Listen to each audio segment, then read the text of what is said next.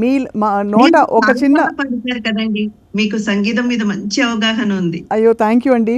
మీరు పాడాలి ఒక చిన్న పల్లవి అమ్మవారి కోసం అని మేము కోరుకుంటున్నాం ఇంద్రజ గారు. నిత్యానందకరీ వారాభయకరీ సౌందర్య రత్నాకరీ నిర్భూతాఖిల ఘోర పావనకరీ ప్రత్యక్షమేశ్వరి భిక్షాందేహి కృపావలంబనకరీ మాతాన్న పూర్ణేశ్వరి. ఎంతో ప్రేమతో భక్తితో పాడారు ఇంద్రజ గారు. అమ్మవారు తప్పకుండా మీ మంచి పాటను అందుకుని గొప్ప సంతోషాలు ఈ రాబోయే సంవత్సరం కూడా మీకు ప్రసాదించాలని కోరుకుంటున్నాం. ఇంద్రజ గారు ఎలా ఉందండి నటనా జీవితం? మంచిగా ఉందండి, ఓకే, నాట్ బ్యాడ్. ఇప్పుడు what are your latest projects అండి? Because when you took a break చాలా మంది కొంచెం దిగులు పడ్డారు అయ్యో అని. బట్ అఫ్ కోర్స్ చాలా మంది నటీమణులు పెళ్లి తర్వాత బ్రేక్ తీసుకోవడం చూసాం. బట్ ఇప్పుడు ఎలా ఉంది లైఫ్? బై గాడ్స్ గ్రేస్ మంచిగా నడుస్తుందండి. కన్నడ, తమిళ అన్ని భాషల్లో నటించారు మీరు, తెలుగు భాషల్లో. ఏ చిత్ర పరిశ్రమతో, ఏ భాషతో మీరు ఎక్కువ ఐడెంటిఫై అవుతుంటారు? ఆఫ్ కోర్స్ తెలుగు అండి, ఎందుకంటే నేను తెలుగు అమ్మాయిని.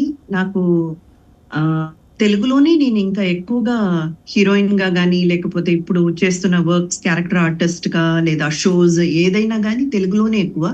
ఆ తర్వాత మలయాళం ఎక్కువ చేశాను. తమిళ్ అండ్ కన్నడ కొంచెం తక్కువేనండి. సో మీరు విజయవాడకి చెందిన వారు కదా ఇంద్రజ గారు, ఇఫ్ ఐఎమ్ నాట్ రాంగ్? మొత్తం వికీపీడియాలో ఉన్న మొత్తం ఇన్ఫర్మేషన్ తప్పండి. నేను ప్రతి ఒక్కరిని ప్రాధేయపడుతున్నాను, చూసే ప్రతి ఒక్కరికి నా మనవి అదే. వికీపీడియాలో ఉన్న ఇన్ఫర్మేషన్స్ ఏది కరెక్ట్ కాదు. నేను ఎంతో కరెక్ట్ చేయాలని ప్రయత్నించాను, కానీ నా వల్ల కావట్లేదండి. నా ఒరిజినల్ ఇన్ఫర్మేషన్స్ దాంట్లో ఎక్కట్లేదు.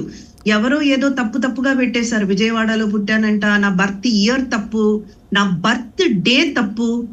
నేను పుట్టింది జూన్ 30 అండి, వాళ్ళేమో అక్కడ అక్టోబర్ 17 ఏదో ఒకటి పెట్టారు.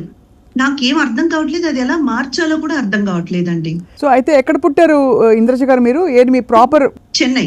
చెన్నై. ఓ, చెన్నైలో పుట్టి చెన్నైలో చాలా మంది తెలుగు వారు స్థిరపడ్డారు. బహుశా అలాగే మీ అమ్మగారు వాళ్ళు స్థిరపడి ఉంటారు చాలా ఏళ్ల క్రితం.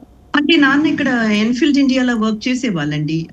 మన బుల్లెట్ ఉంది కదా, అవును, ఎన్ఫీల్డ్ బుల్లెట్ కంపెనీలో పనిచేసేవారు. సో ఇంకా అమ్మ కూడా ఇక్కడ షిఫ్ట్ అయిపోయి, ఇంకా మేము పుట్టి పెరిగిందంతా ఇక్కడ చెన్నైలో అండి. అన్ని మొత్తం ఇన్ఫర్మేషన్ తప్పండి. అది కరెక్ట్ కాదు, ఇవే కరెక్ట్ అని నా ఇన్ఫర్మేషన్ నేను ఎక్కించాలని చూసినా అది అక్కడ చెల్లుపడేవట్లేదు.